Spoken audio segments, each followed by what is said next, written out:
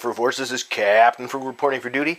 I apologize right ahead of time for any noise because my computer actually is right next to this and it's rendering a video. It makes a lot of noise. But anyway, if you're like me and you like to get things used and things, you know you're going to run into problems. Actually, anytime. If you're dealing with hardware, it's only a matter of time till the hardware is going to fail. So it's a good idea to know how to do a little bit extra with it, to maintenance it, take care of it, and fix things. So anyway, I mentioned it before, I think it was on Twitter. During winter, we unfortunately had a roof leak in a spot that, due to a lot of harsh weather, we'll put it that way. It actually caused so bad while we were gone, a piece of drywall broke and fell down and landed on a PlayStation 3 that we had and cracked the lid. And it still worked fine though. So what I'm going to do is I have this one that stopped working. It burnt out. And I have another PlayStation 3 actually just recently died too. It failed on an update, and that failure usually is either a hard drive. Actually, first thing first is check your software, do a safety check, boot in safe mode, go through that way. But if that doesn't work, it's probably either the hard drive in it or the Blu-ray drive goes bad, or actually sometimes even it's just the connection of the Blu-ray in there. So I'm going to take this some apart and show you those things in this video today. So if you want to remove the hard drive, I'm going to show you how to do that real quick and easy, which I've already done in another video. If you're taking the top off to get to the Blu-ray drive, I've seen a lot of videos people taking out the hard drive. You don't actually have to do that, just for the record. Alright, so first thing, I always lay something nice down, that way it doesn't scratch it up. Yes, I went with my daughter's Winnie the Pooh little blanket here. And I recommend just having a little too. This is not my name, by the way. This was a previous owner when I bought this thing used. And this one did not last long. It was you could tell too, it had a tag removed by GameStop. It was a refurbished GameStop. Go GameStop, your refurbishing sucks, because this did not last long at all after that. So what you're going to want, usually mainly just a nice little screwdriver kit's going to do this job, with tweezers and things like that. I always keep a couple extra screwdrivers and things handy too, just in case, because I like to have plenty of tools around. So I'm going to do that right now. I'm going to start there. You have to, this one is going to have the screw that holds the hard drive in. Don't need to worry about that, because I already, if I'm not mistaken, I've pulled the hard drive out of this one already. So then you got these tabs here. This little plastic one here. See, that's going to cover up a screw there. That's really the tough part. There, we're going to get these off. This one I don't really care about, because I said it's burned out. This is parts. I kept it around for parts, which is always a good idea to do if you have a spare, if you have one that died. I just flung that piece right off there. That one's getting okay, but I found it already. There we go. See, that's going to make those screws visible. Get this under here. Some of these can be a real pain in the butt to pull up. There we go. See, that's going to be another screw. This one was the one that was really giving me a problem here. Might have to look at that. It's coming apart. I'm pretty positive there's a screw here under that foot. Maybe I'm pretty sure there's one under each corner. It's just being unfriendly towards the helping me out here. You know how videos are. Nothing goes perfect, but that's good too, because it shows you when things don't go necessarily perfect for you, that hey, happens to everybody. Alright, this one's going to take me a little work to get out, I think. This one is really in there. Oh, look at that. The pad is actually gone. Come on. Maybe there's not one there. But let's find out. We'll unscrew those. It should be one in every spot though, but if I recall. Come on. Okay, bigger screwdriver. Multiple tools, always helpful to have. Well, anyway. Nothing. Okay. Well, we're going to... Alright, 4, 3, 2. Alright, next we're going to unscrew these screws and get that all taken out of there. I can always edit this.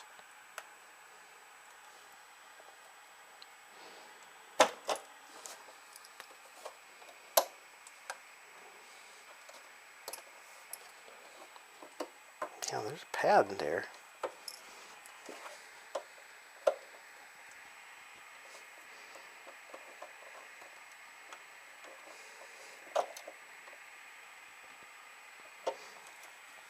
All right, next I'm going to take these screws all out. To do that, make sure you use the right size screwdriver. It's Phillips. Also, we're going to have to take out these front ones here, and there's a tricky tool piece for that. Look, and that's how long these things are. There's one.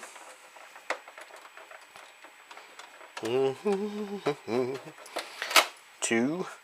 They're long, but if you notice, the threads aren't very long on them. So, don't take too much to get out of there. See, the thread is only a short distance on that.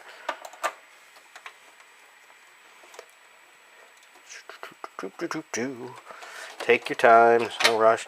This is one of those great refurbs from GameStop, because you know they refurb so well. And I say that jokingly, because I bought this from GameStop. I had that person's name on it. They didn't clean that off. And I think I bought this one from GameStop. Had the GameStop sticker,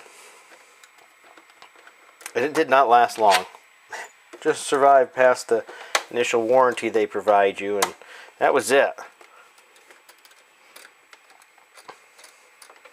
Okay, we got those out, but as I said, it's very important. There's 1, 2, 3, 4 more here that take a special driver. Okay, and you got to make sure you have that driver for it. I do have it. I don't remember which number it is, so it's going to take me a minute to do. I'm guessing number 4 looks too small. T8 maybe? Let's find out if a T8 is the right fit here. I'm just going to stick that in there and better light. Oh, T8 looks like it's too big to me. I need better light. I got my can light here. I'm going to pull that down on that just to make it a little bit brighter. Oh yeah, because this has got that, takes that special little driver. It's got the little hole, little outward poke in the middle. Okay, for the sake of time, I've removed all these. I'm not going to have every little bit on the video. Once again, these take a special screw, so make sure you have the proper driver for that. Okay, you can actually look it up online. It's got a little spot in the center, and it's like a star with a circle in the center. It's got to go over that little bump there. Otherwise, I don't recommend using a regular small screwdriver and edge it out. You could strip it. Okay, so I recommend doing it right. Once you get those out, flip this thing over, and this top should come right off. So there we go. All right, well, I'm going to be putting this top on another PlayStation 3. All right, so here we go. Here's what you got in here. This is your power supply. This is your fan. This is for the buttons, controls up front, the USB ports. If you have a hard drive, it'll be under there too. Your hard drive is actually right in here and under the fan. I've already removed that hard drive in there. To remove that hard drive, simply there's one other screw. You take this tab off here. There's a tab right here. Take that tab off. There's one screw. This slides off to your, if you're facing this way, it'll slide off to your right. And it has a little drawer tabs. You just pull it right out. Hard drive will be right out. So once again, take that plastic tab off with your thumb, screwdriver, one screw, Phillips screw, and slide that over. You can get your hard drive. All right, but here's a common issue here with these. Sometimes it loses its connection. And see, people, the only thing, look, it's actually pretty floppy in here. People tell you have to take this out, you don't. People tell you have to take this out, you don't. But what you do need to do is take off your power supply. So I'm going to do that. There's these squeeze tabs here, okay? Just don't yank on them hard. You squeeze the actual tab and pull it right off. There should be one here on the other side, a little connection here. And there's going to be 2 screws, okay? Here and here. So I'm going to take this off because this actually goes, the power supply, this little wire here goes in here and connects in the way it's at. So we want to make sure we get that disconnected. Then there's just 2 Phillips screws. So I'm going to use my Phillips screwdriver here.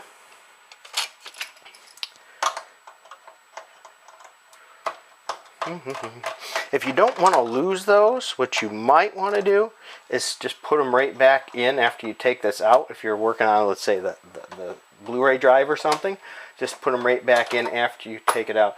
So I'm going to use my trusty tweezers here. There we go. Alright, with that, this should wiggle out. And I say wiggle because you don't want to just yank it. See, remember I took that cord off that was here. That's your power supply right there. Okay, that's your PlayStation 3 power supply. Now here's the culprit I'm looking at here. Okay, this is where you could have problems too. You got to be very careful if you're disconnecting. This is your Blu-ray drive here. Because see, these could easily come out. That's just a push and pull. Okay, so that's in there. And then the next thing you want to do is there's a screw on this one here that holds that little bracket in. See, look at that.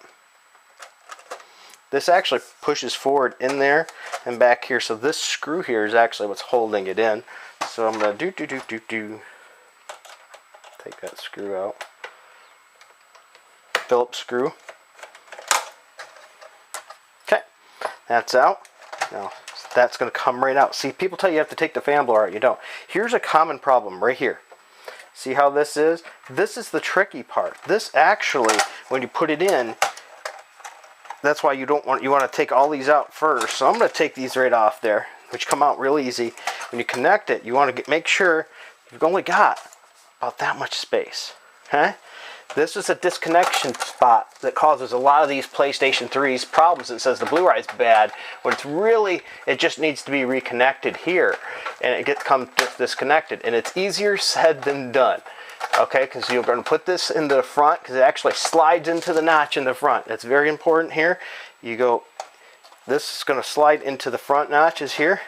Okay, first, and then from underneath, you got to line that little blue piece up in there and push it in. And it's very, very particular. You might actually, with the leeway you got, sometimes I've seen people able to push it in first and then slide it in, but just be wary. If you do that, you might disconnect it, and it's going to take you some patience. It's taken me several times. I usually have to turn it sideways here and pull up a chair and really angle it down to get into it. This is the tricky part. It really is. Take maybe 2 fingers, I tell people, and a nice light would help too.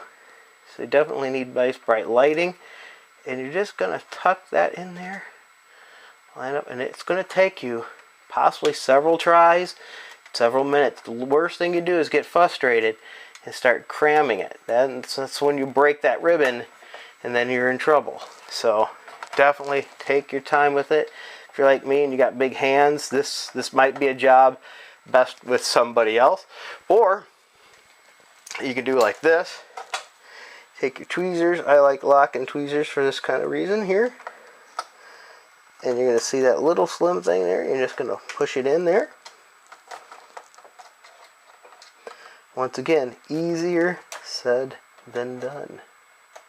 Make sure you got plenty of light. There we go. Oh, I had it and I dislodged it because it's got to go in that little tiny section there. That's where a secondary light comes in handy. Fortunately, I do have one. I might have to pull that out in just a second here and try this again. So this is going to go in here like this. I'm going to feed that in there. Grab it with my tweezers here. There we are. It is really hard to see. I might have to get my light here. It's got to go between the little white things and the black. There we go. And it's got to be seated right, or it won't take. And it'll give you that error every time. So that really needs to be pushed in. And that's where you're getting a lot of your Blu-ray problems right there. Sometimes the Blu-ray drive actually is not bad. It's just that connection stopped working. Being in there real. My tweezers here just let go on me, so I must have pushed on it. And I just keep missing it. I'm refraining from saying a joke right now. that would be inappropriate. But it's so something that maybe if you've been in carpentry, worked around carpenters. I'm not a carpenter, but I've worked with a lot of them. and have friends that are carpenters, and they have a saying, and I'm not going to repeat that. All right. Once you get that in there now, then you're going to do that, and you have to push these back in. Be very, very careful. You can see exactly where they go. There's nowhere else they can go. You just put the pieces back together, and you're all set. I'm going to fast forward to that part. All right, after quite a lot of attempts to get that in there, because I have fat, stubby fingers, it can be challenging. What I actually did is there's this little black piece you have to lift up, and I put this on there to hold that up, and then you slide the little ribbon in there, and I just pull this out to lock it in. Then you've got to put your other cables back in place, okay? Once again, these are pretty fragile, but as long as you're not rough, you shouldn't have any problem. Once again, I have stubby fingers, so this one I'm going to push right in there where it fits in properly. Okay, let me move this here a little bit. There we go. That first one is going to go right in there. Then you can't go wrong with these. They only go in one spot. You can tell right where they go. So you can't really mess that up unless you get rough and break it.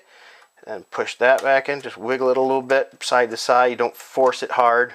And this one, these are easy ribbons to put in compared to that one underneath. There you go. And there'll be lines where you see that goes. Okay, once again, we're going to put our power supply back in. Okay, that's going to mount here. Make sure the cords are not in the way. Okay, that's key right there. This has got a little groove here for that cord. This one does too for that as well. I'm going to stand up so I can see this a little better here. Oops. First, got to put it in the right way would help too. There's going to be grooves for that. Okay, there we go. Make sure we're where we need to be. There's your groove. Once again, everything should never have to be forced. Take your time. Get again. See, that's where the screw lines up there. The screw lines up here. I'm hitting something that's causing me have a hard time, so I'm not going to just force it in. What am I bumping? Oh, I didn't get in there. You got to make sure this gets in there okay. And it's going to take a little push too. Don't fear that. You're going to see that there and there. There's these prongs here that it has to go into. If it doesn't, you're going to have a problem. So make sure, there we go. Make sure that's sized right there. You don't crush those. It is a little freaky maybe feeling because you got to push on it. Okay, there we go. There you go. Push it in gently. I'm going to reconnect here. Once again, this is a little push tab. Make sure you line up. You'll hear it click. This one here, I'm not going to put in until I put my screw in. That way it's out of my way. These are Phillips screws. Oh, also, don't forget, like I just did too, this is easy to forget. There's a black screw that goes right here to hold that drive in. It was the shorter black one. Phillips. That's essential, because if you don't do that, your drive could wobble and move on you and knock that ribbon right back out. So that's one thing to look for. Is that screw loose? If that might have been your problem right off the bat right there. Somebody might have reconditioned it and put it back together and didn't do that right and caused a problem. This should all line up really good. Now see, if it doesn't, it's probably because you might have got it on your wire or something. Make sure that wire doesn't get under there. Okay, that's in there. I'm not even going to connect those yet until I put those back in. Okay, let's see here. Make sure you use the right screws. Here we go. These are going to be these little ones here. And if you struggle like I do like that, that's where it's great to have your tweezers. I have multiple pairs of tweezers, thank goodness, because as I said, I have big feet. If you have magnetized screws, awesome. Or one that holds them in place for you, that's awesome. If not, you might have to a couple dropsies like I just did again. I do have magnetized screws and all that, drivers, but I don't know why I didn't use them here, because that would have made things easier, and who can do that, right? Okay, so I'm going to just use my tweezers to hold it in place there. Okay. There we go. Easy that way. So once again, if you have the magnetized, even easier. If you don't, just use your tweezers there. Put your tweezers on there and hold it that way. Look at that, I can't even do it like that with my big old stubby fingers. Alright, line it up to your hole, just push down right above it. And then look at, I still dropped it. Okay, use your tweezers. Line it up above the hole there. There we are. Once you get that in there, it should screw in good. There we go. Once again, you don't have to force anything. This got a little clamp here. Put the clamp back on. Another one here. You'll hear it click. You got that. Next, you're going to put your top back on and put those screws in. I'm not going to do that because I'm using this one for parts. But otherwise, there you go. That's how you take this apart. Put together, once again, you just set the top right over it. I'm just going to show you that because I just want to make sure you see it. It should fit right over perfectly fine. You'll see feel the little clips here. Make sure front to back. There we go. Once you get that over there, flip her over, put the screws back in, and you're all set. All right, well, there you go. I hope you found this helpful. Until next time, keep it frugal. Thanks for sticking with me through this. If you don't mind and you enjoy videos like this, please be sure to hit that like and subscribe, and even bigger, hit that notifications bell because evidently that means a lot. Also, if you find yourself in the position that you can help the channel and you want to, you say, hey, I like this stuff. If you don't mind, go down to the info bar down below. We have a link for our Patreon, which you can join our Patreon for as little as $1 a month, which gets you special posts that are only for the patrons. So sometimes I do Frugal Force videos that are patron only, or special versions of videos. I also do random Frugal Force giveaways where I just take a random person out there with a random number generator. It selects who it is, and I send them stuff, whether it be games or comic books or both, whoever knows. And sometimes I even just ask you guys questions or shoot up a message, and I greatly appreciate you checking those out. Also, if you find that maybe that's not for you, you don't like Patreon, we have it in the info bar as well, a Streamlabs link there where you can click on that and just give a one-time donation, and that helps the channel. All those proceeds are going right back into the channel to help Little Frugal and I and his sister, the American Dream, my wonderful little girl, and our family continue to have fun doing this and sharing this with you. All right, thank you very much. Thank you, subscribers. Thank you for all the ones who have stuck it out with me this long, and all the new ones that have joined on too. Thank you. We greatly appreciate it, and don't be afraid to leave a message in the comments section too. We love to read them. All right, thanks, and until next time, keep it frugal.